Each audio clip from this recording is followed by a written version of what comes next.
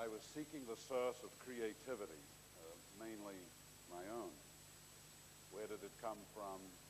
How could I do something about it?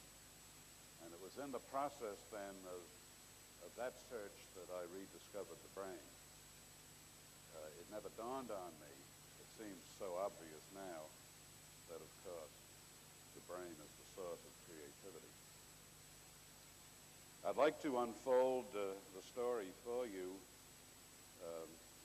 somewhat along the lines that I discovered it myself.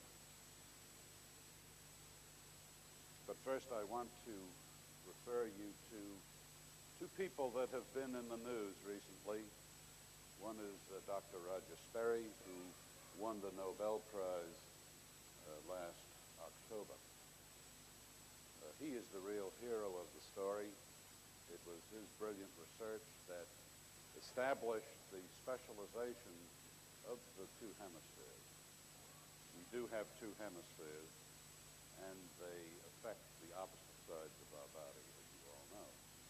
So our left hemisphere controls the right hand and the right leg, the right side of the body. It even affects the expression on the right side of our face. And our right hemisphere controls the left hand, the left side of the body, and even affects the expression on the left. So Roger Sperry is to be congratulated and honored for the contributions that he's made. Now, another person in the news recently, and I think that this might have reached your newspapers and television, was James Brady, who is the press secretary of President Reagan, who was shot in the head during the assassination attempt on Reagan. The reason that I bring him to your attention is that reporters comment on the miraculous recovery of James Brady.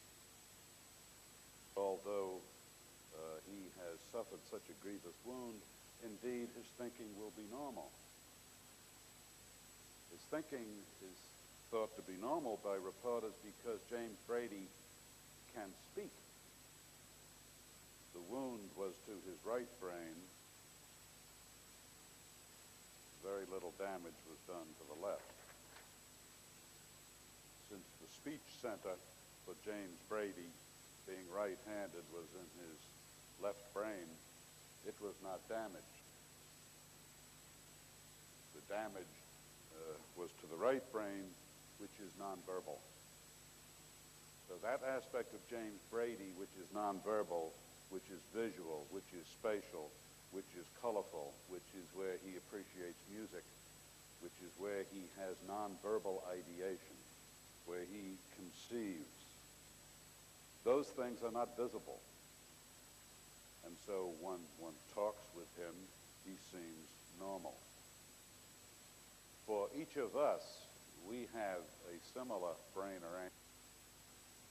Part of us is visible through our verbal capability. We are very articulate, perhaps with our voice.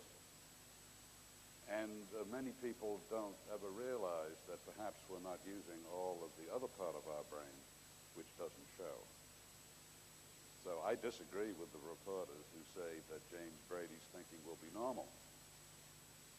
A good part of his left brain thinking will be normal, but his right brain thinking, the part that doesn't show, is grievously affected.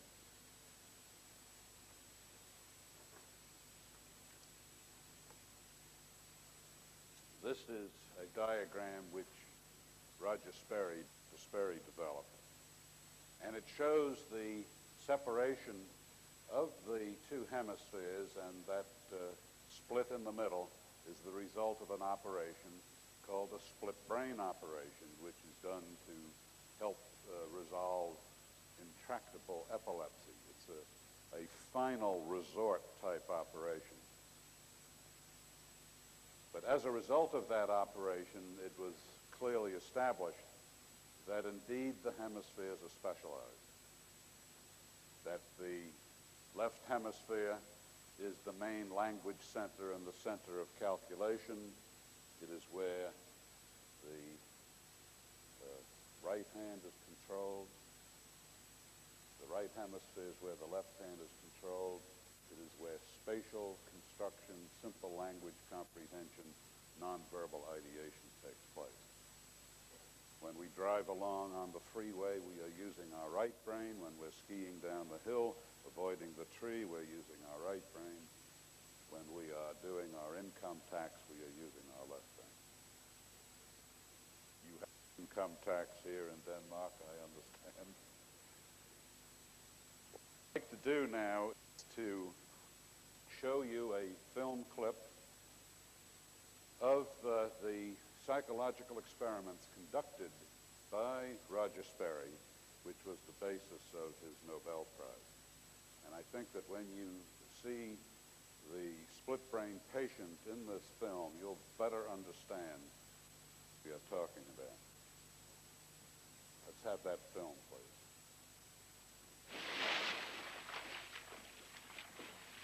A few years ago, the life of this Los Angeles woman was in danger. She suffered from frequent severe epileptic seizures that stormed across her brain.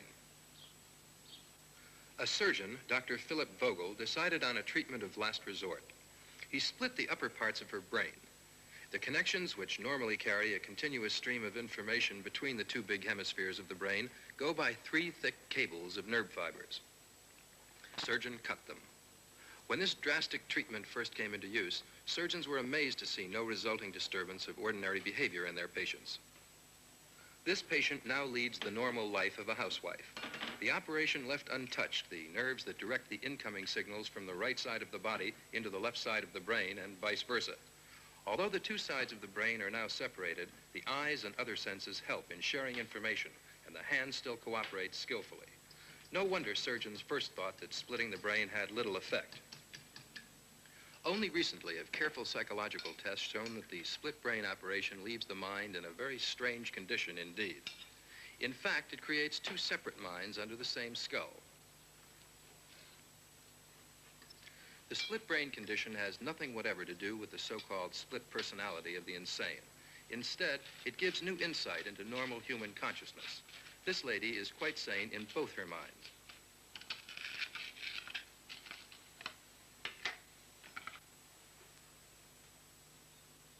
Today, at the California Institute of Technology, our housewife is visiting the experimental psychologists.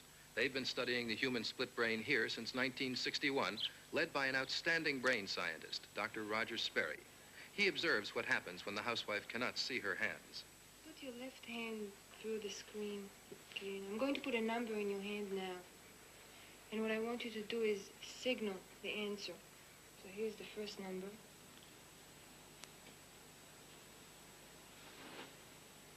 Can you tell me what that number was? 4. Okay. Now let me give you another number. The housewife feels with her left hand, which means the information goes to the right side of the brain. That right side doesn't control speech, but it can count and it can signal. Can you tell me again what the number was? 6. Okay, now let me give you another number. Only the left side of the brain can talk, but it has no idea what the numbers are. It just guesses. Her left brain doesn't know what her left hand's feeling. Can you tell me what it was? 5. Nor is it just an inability to say the right thing. The sense of touch in the two hands is divided. As we'll now see, the right hand doesn't know what the left hand is doing. Put your left hand through the screen. I'm going to put an object in your hand now. Feel it. And then I'm going to take it away. And I'll ask you to find it again. Okay, now see if you can find it. When you find it, hold it up. The left hand and the right side of the brain know all about the cup.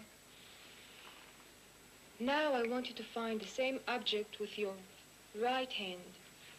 But the right hand and left side of the brain know nothing about the cup.